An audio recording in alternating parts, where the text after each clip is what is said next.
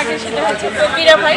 কিন্তু এখন ফকিরা ভাই অবাক হয়ে শুধু আমাদেরকে অপূর্ব দৃষ্টি নিয়ে দেখে, সে শুধু, কিন্তু খুব একটা কথা বলে না অসুস্থতার কারণে।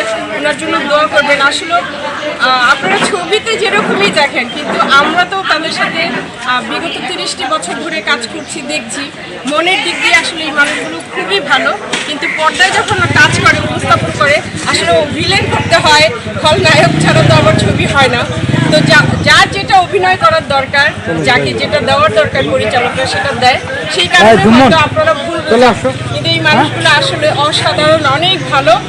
আর ছোট থেকে বড় হয়েছে তাদের মাঝে, কিন্তু কখনই তাদের মধ্যে এরকম কিছু দেখিনি যে তাদের প্রতি অশ্রদ্ধা আসবে।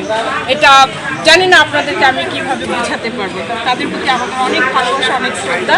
আপনারা দোয়া করবেন আমার ফকিরা ভাইয়ের জন্য।